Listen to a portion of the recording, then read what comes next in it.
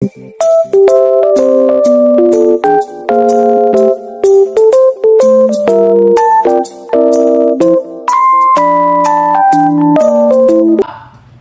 warahmatullahi wabarakatuh. Selamat siang. Kami dari kelompok 2 ingin mempresentasikan hasil diskusi kami mengenai cerpen Putu Wijaya yang berjudul Peradilan Rakyat. Pertama-tama nama saya Anjus Widya Tanjung, saya sebagai moderator, dan sebelah kiri saya Perkenalkan, saya Erna. saya Gabriela Tanjikan, Saya Dela. saya Fibria, Saya Jina Sokul. Saya Ismail Dani Lubis. saya Serti. Teman kami tidak ada datang satu. Dan tanpa memperpanjang waktu akan dijelaskan oleh teman saya Ken. Baiklah, karya Putu Wijaya yang berjudul Peradilan Rakyat. Sinopsis, cerpen karya Putu Wijaya mengisahkan seorang pengacara muda yang meninggal secara mengenaskan, yaitu dibunuh oleh keganasan rakyat. Karena membela dan membebaskan koruptor besar, ternyata cukup memikat siapapun yang membacanya. Khususnya cerpen Peradilan Rakyat tersebut. Sinopsisnya ini baru akan dilanjutkan oleh teman saya Gigi. Pengacara muda menerima pekerjaan tersebut karena dia profesional, tidak disogok dengan pundi-pundi uang yang banyak. Dia hanya menjalankan tugas dengan profesional karena dia yakin pasti menang. Sedangkan ayahnya tidak memberi komentar dan terkejut mendengar dia tidak menerima sogokan. Pengacara muda terus mengatakan bahwa dia pasti menang, menerima tanpa harapan dan mendapatkan balas jasa atau perlindungan balik kelak kalau kamu perlukan. Juga bukan karena dia ingin menunggu publikasi dan bintang-bintang penghargaan dari organisasi kemanusiaan di mancanegara yang dibenci negaramu. Keputusanmu sudah tepat. Menegakkan hukum selalu didorong oleh berbagai tuduhan. Seakan-akan kamu sudah memiliki pamrih di luar dari pengajaran keadilan dan kebenaran. Tetapi semua program itu hanya akan menambah kerugian untuk mengelak kalau kamu mampu terus mendengarkan suara hati nuranimu sebagai penegak hukum yang profesional. Pengacara muda pun terharu berdiri dan hendak memeluk ayahnya, tetapi akhirnya tidak mau dan menyuruhnya pulang dan membisikkan kepada sekretarisnya bahwa bukti-bukti yang sempat dikumpulkan oleh negara terlalu sedikit dan lemah. Peradilan ini terlalu tergesa-gesa. Aku akan memenangkan perkara ini dan itu berarti akan membebaskan bajingan yang ditakuti dan dikutuk oleh seluruh rakyat di negeri ini untuk terbang lepas kembali seperti burung di udara. Dan benar saja, apa yang dibisikkan pengacara muda itu kemudian menjadi kenyataan. Dengan gemilang dan muda yang mempecundangi negara di pengadilan dan memerdekakan kembali raja penjahat itu. Bangsat ini tertawa terkejut. Dia merayakan kemenangannya dengan pesta kembang api semalam suntuk, lalu meloncat ke mancanegara. Tak mungkin dijamah lagi. Rakyat pun marah. Mereka terbakar dan mengalir bagai lava panas di jalanan, menyerbu dengan yel-yel dan poster-poster raksasa. Gedung pengadilan diserbu dan dibakar, hakimnya diburu-buru, pengacara muda itu diculik, disiksa dan akhirnya baru dikembalikan sesudah jadi mayat. Tetapi itu pun belum cukup. Rakyat terus mengaum dan hendak memulihkan pemerintahan yang sah. Baik, masuk ke biografi. Nah, Igusti Ngurah Putu Wijaya lahir pada tanggal 11 April tahun 1944 adalah seorang sastrawan yang dikenal sebelah besar.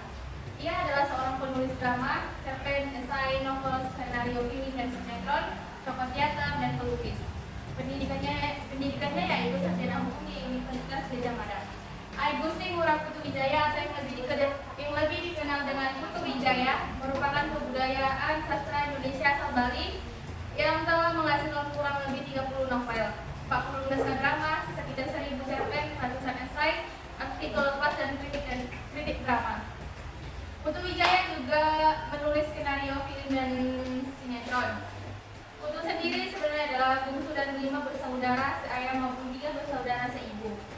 Ia tinggal di kompleks perumahan besar yang dihuni sekitar 200 orang, yang semua anggota keluarganya dekat dan jauh dan punya kebiasaan membaca. Budayawan yang khas dengan kopi pet putihnya ini semula diharapkan bisa menjadi dokter oleh ayahnya, Igusti Ngurah Raka, seorang pensiunan punggawa yang keras dalam mendidik anak. Namun, ternyata lebih akrab dengan dunia sastra, bahasa, dan ilmu bumi. Cerpen pertama Putu yaitu yang berjudul Etsa, memuat di hari yang sungguh Indonesia Bali. Masuk ke analisis unsur insting.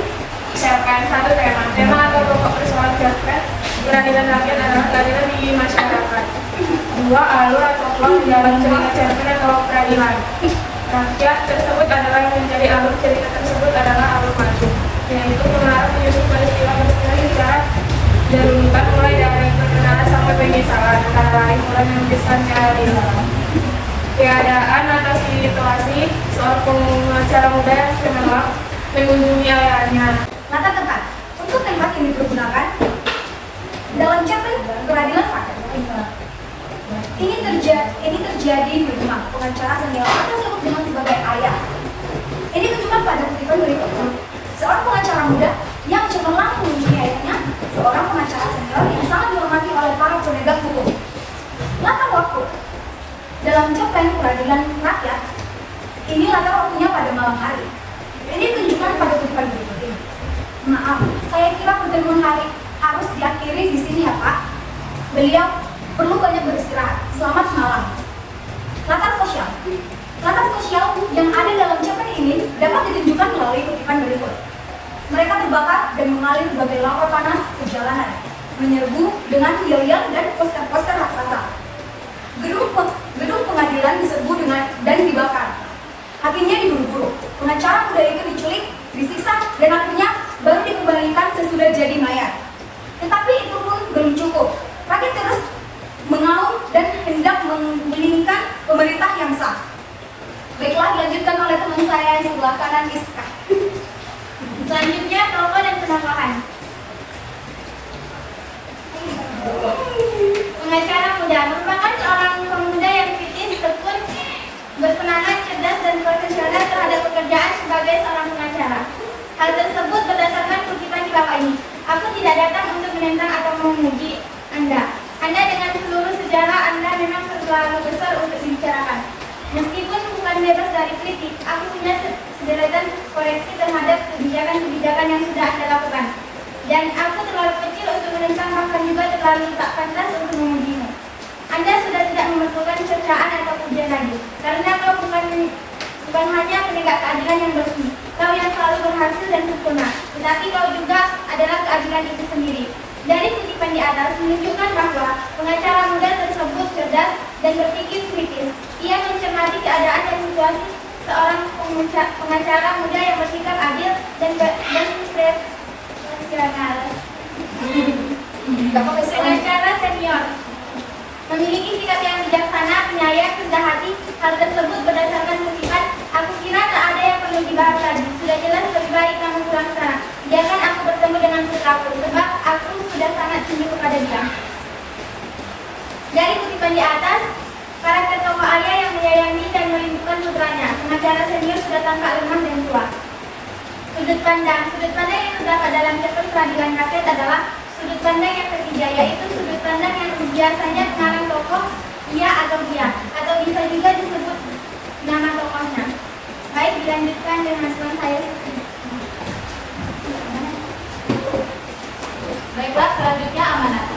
1. Dalam memilih pilihan hidup itu, kita seharusnya sebagai manusia menggunakan pikiran serta perasaan, sehingga pilihan yang kita ambil tersebut tidak merugikan diri sendiri. 2. Banyaknya mafia-mafia di negeri ini merupakan bukti kebobrokan moral di negara ini yang mana hukum bisa diperjualbelikan. 3. Kita sebagai manusia yang mempunyai akhlak hendaknya menjalani sebuah pekerjaan yang menjadi tanggung jawab sesuai dengan norma-norma yang berlaku secara profesional, sehingga hal-hal yang merugikan orang lain, apalagi menyengsarakan orang lain, dapat dihindari. Bukan tidak mungkin bila setelah marah, maka akan lupa diri dan bisa melakukan hal-hal di luar batas kewajaran. Baiklah, sekian dari pertanyaan kami. Jika ada kesalahan kata atau kata-kata yang tidak jelas, terima kasih.